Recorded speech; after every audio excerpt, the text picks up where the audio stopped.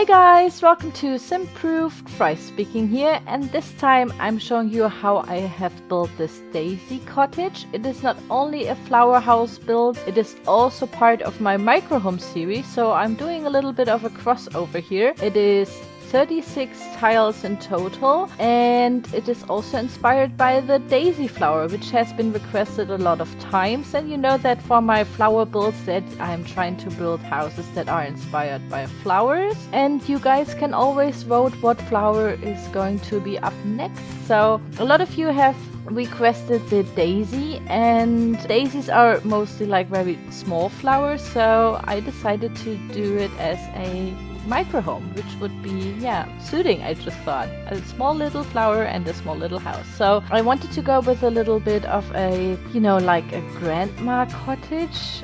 This is like, does it make sense, like in the woods somewhere, like in the fairy tale or something? But really cute, and yeah, it's absolutely adorable because it's so small and I really like building it. And of course I used lots of white and yellow because that's what mainly daisies are. I think there are some that are like in different colors, at least I found some in different colors, but I'm not sure if that's like the same flower we're talking about here. The daisies that I know are usually always white and have like a yellow center, so yeah, that's why I use these colors here in the build too. So it has a little small veranda in the front and of course one in the back, and the whole top level is not functioning, it's just for decoration. So you only have like one little, I would say, room and a little bathroom downstairs, and there are no stairs upstairs, so these are only for decoration. The high roof and all the other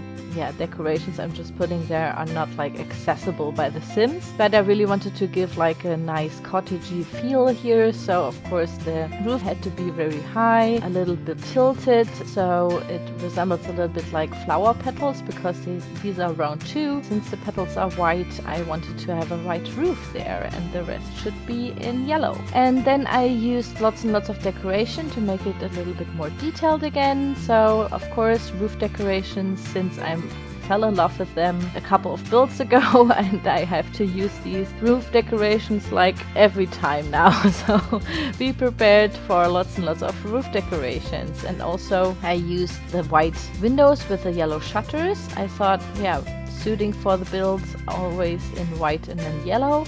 And then also I put heaps and heaps of like vines around it at the end, and some flowers and bushes on the veranda roof, I would say. So yeah, it looks really overgrown and as if it is like, I don't know, in the forest and from a fairy tale and so on. I really wanted to make it look really cute and adorable, and I hope that I'd achieved that here. Yeah, write me in the comments what I could do better, of course, and what I could improve. I always like to hear what you want to see and watch in the next videos. And yeah, maybe write me in the comments what flower you want to see next, which would be really, really cool. I always need some inspiration, and you guys are the best inspiration there is. So after I've put like everything in place, I decided to put some window boxes there. I usually went with the more lighter window boxes, and of course heaps and heaps of decoration that you can possibly put on a house. So the vines are there, the ivy, of course, some rose bushes. At the end of the video I'm going to put heaps and heaps of daisies, because actually we have some daisies in the game, and I think they have like a funny name. They're called like Oopsie Daisies, which is like a really, really nice theme, I would say.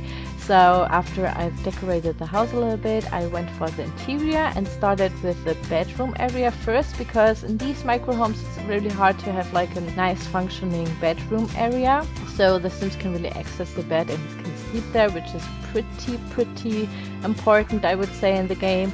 And after I've put like everything where I wanted it to be, I did the kitchen counter island. Well, it's not an island, but the kitchen area.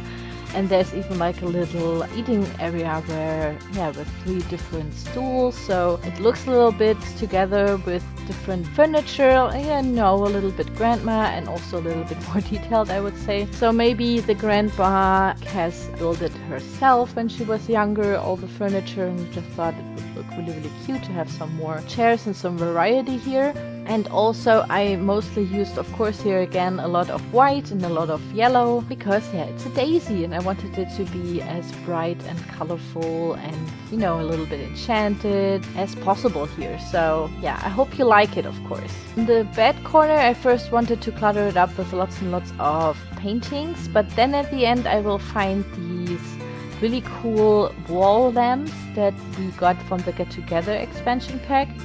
And they make like a really nice, I don't know, like a shelf behind the bed.